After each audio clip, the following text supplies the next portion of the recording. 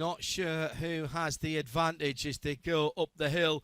They'll spread out to go across the hash marks, and you cannot break ranks before the start-finish line, waiting for the green flag with 35 minutes on the clock. It is a side-by-side start, and Luke Hartog gets the drop as he goes across the line. Already the 37 car way out of line, and that is the Coupe car, and that should not be that far out of line. That may well get pulled back from there, I'm afraid, as they go through and up towards and through turn one. Everyone has got through that. There's still a big bump at turn number 3, despite a couple of resurfacing efforts here.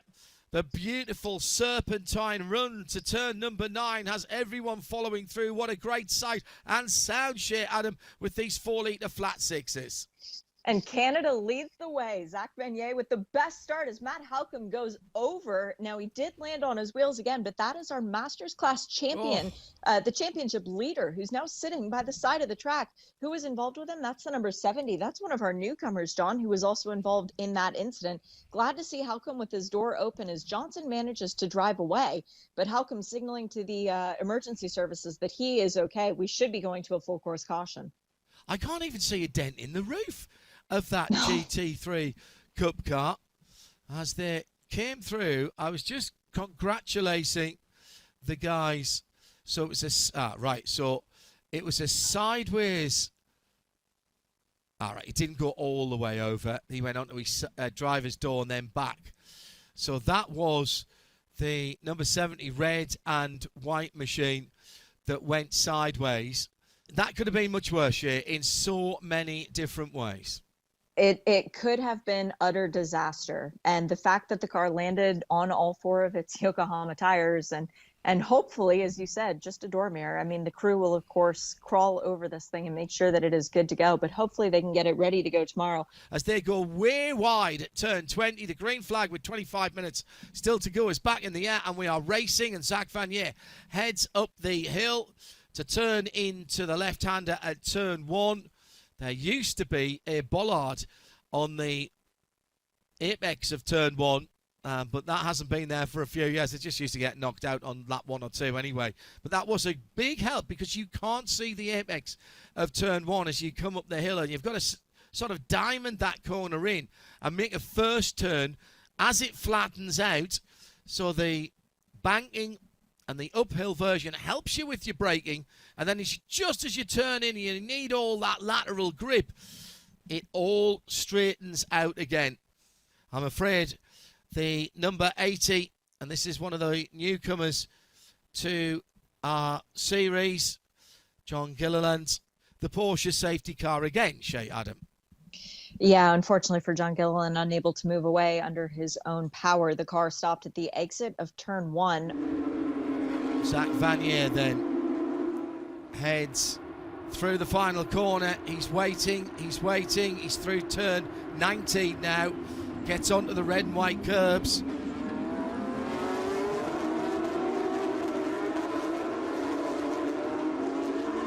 Now puts the right foot down and heads up the start-finish line.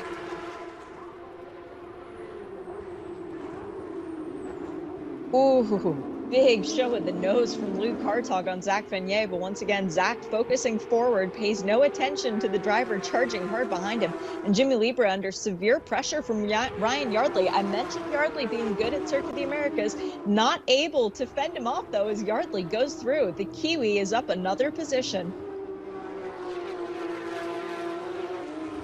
Side by side, Dan Clark in the green and silver car has the number 4 of Elias de la Torre with the also green but yellow car as well. And at the front of the field, the black and white of Zach Vanier under pressure from the champion-elect Luke Hartog.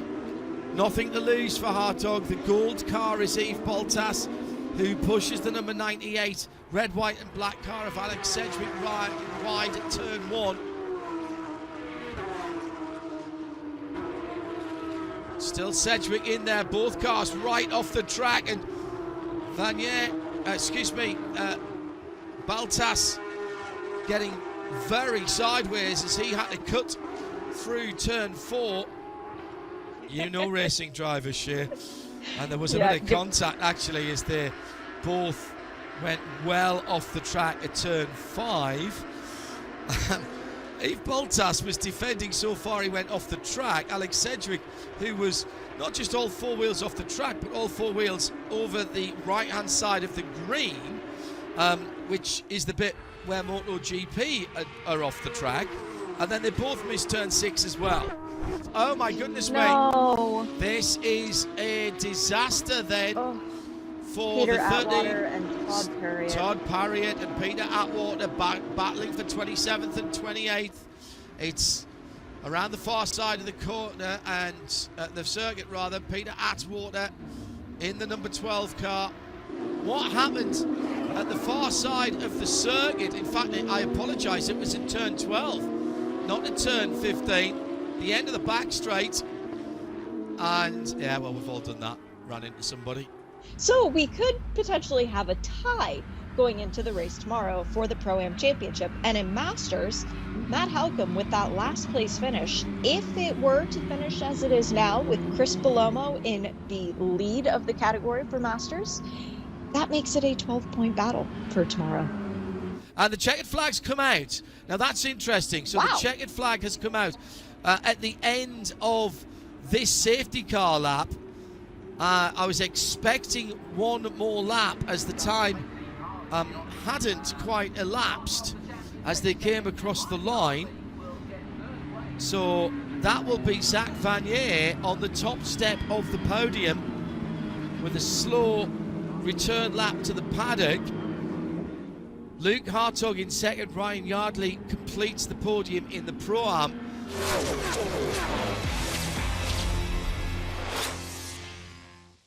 As we come to the green flag for the final time of asking for 2024, Luke Hartog just inching ahead for a moment. Cooper let him drop back and then put his foot down. That was really smart indeed by the ball sitter. Dan Clark pulls out of line further back. So does Ryan Yardley as he tries to get up the inside. Nobody's going to make the first corner. Ryan Yardley in the gold and yellow car has played that one perfectly. He could well lead here. He's side by side with Luke Hartog, who went off the track and gained advantage there as they go through the first few corners over the bump at turn 4. Now 5, 6, 7, 8 and 9 get progressively more tight. In the Masters category, the guy who has gotten more fast laps than anyone else this year, John Getz, is into the pit lane. That's disappointing for the Kelly Moss runner as he has right front nose damage quite a bit there. John coming into contact with somebody's rear end, I would imagine, to hazard that guess. Yeah, and that was quite heavy contact by the look of it. Now, he spun it at turn number 12 and got picked up. Now, yesterday, I did say that there was a phenomenal piece of avoidance. By his own admission, he's not the world's greatest qualifier. Sometimes I think he does it on purpose. I really do, because he races through the field like a man possessed. He probably in his category, in fact, I'd say certainly in his category. I don't know if these stats exist here. I reckon he's done the most overtakes in the Masters category this year. It's for Debris. Debris at the final corner. It basically means rubbish on the track that shouldn't be there. It can mean reduced grip, but it does just mean there's something on the track that shouldn't be. I was just about to say that Yves Bottas had pulled off a decent manoeuvre on the black number 99, but now we've got 3 wide into turn 1 as Jake Pedersen in the old GT silver car now gets side by side with the Pro-Am leader Alan Metney. And as Shea Adam rightly said, it should be getting piped into Alan's headphones there. He does not need to fight these guys. They are not in his category. The 5th lap of racing, Sedgwick right on the back of Zak Vanier. And over the top of the rise, Zak Vanier and Alex Sedgwick off at turn 9. Onto well across even the green there. Oh, big slide further back down the field as well. And that Jordan was Wallace. The Wallace car. Yes, absolutely. Pro-Am started. Now, I tell you what, very, very lucky there that there was nobody even closer as the car did a half spin. Actually, a pretty good job by Jordan Wallace in the Kelly Moss car. Yes, because Metney has 239 points. You get 25 for winning the race, 20 for finishing second. So their 5-point gap is not enough for anyone to overcome it. Either way, there is no way for there to be a tie. And that was a very bold move for Luke Hartog to try the dive down the inside to turn 11. Wasn't able to get it done, as Javier Ripoll goes around again, I believe. Or is that Efren Castro involved? I think Efren Castro. Who's the second car? Retsky was in that. No, it's Marco. Yeah. Most likely going to lose third in the championship as well after a full season of fighting. Alex Sedgwick got through on Michael Cooper well before turn 11. Cooper going a little bit wide, trying to fend off Luke Hartog now. And that was a little touch there from the pink-fronted Michael Cooper, number 88 car, on the back of Alex Sedgwick. He can see Zach Vanier, but that 2 seconds will seem an awful long way away as we're into the last 10 minutes. Kaminsky tries the overtake. That's De La Torre down the inside. Elias coming through turn 12. Kaminsky's another 3 seconds further back and closing in on these two. You can't drive quickly if you're side by side. 13, 14 and 15 here. They're still at it. McCann just ahead at the moment as Elias De La Torre tries to fight back. Elias De La Torre and Michael McCann, they're still at it over at turn 9 at the moment. And a spin for De La Torre. Now, did he jump or was he pushed? He goes all the way back across the track. That's extremely dangerous because that is over the brow of the hill. And he's right on the racing line as he rejoins here. Madeleine McCann goes through. Kaminsky goes through. There goes the number 99, the black car of Alan Metney. But we've got them all through safely. Actually, that was Sabra Cook, wasn't it, that went through turn 12. Once again, Vanier off the track there. That's not one of the places that's being looked at. Through goes Sedgwick on the inside. He's going to get the outside into turn 15. He's going to try the cut back again here for my money. Dives up the inside, squares it off, and again the car he's racing is off the track, and behind him Luke Hartog's watching here. Round the outside, 14, 15, 16, 17 and 18. That is a bold manoeuvre for Sedgwick, but it's the only thing he can do. It'll put him on the inside for the left-hander at 19, and he's gone through. Second place, outstanding manoeuvre. He's off the track this time as they come down into 20, and Luke Hartog's sitting in the background, waiting to pick up any potential positional gain. Checkered flag waves for the final time in the IMSA season, and the Porsche Carrera Cup North America is over, and Ryan Yardley takes the final race victory and will stand atop of the F1 podium, and that will be good enough to give him second place in the overall and pro championship. Has brought it home again. The iFly number 99 Kelly Moss racing car out of the final corner. He will be the Pro-Am champion in 2024. Smart race by Alan. Hasn't always had the luck this year, and for once it was his competitors who didn't get the rub of the green. Coming home in the Masters category. Oh, spin right at the end of the race. Oh my goodness me. That was Kyle Washington getting turned around. Scott Blind right in there as well as Chris Palomo. Wow. Scott Blind then takes the Masters category ahead of Chris Palomo, and Matt Holcomb is in third position at the end. So your arithmetic will have to be redrawn, Shea Adam. And that all happened. Scott Blind was right in there. He's one of the Masters runners as well.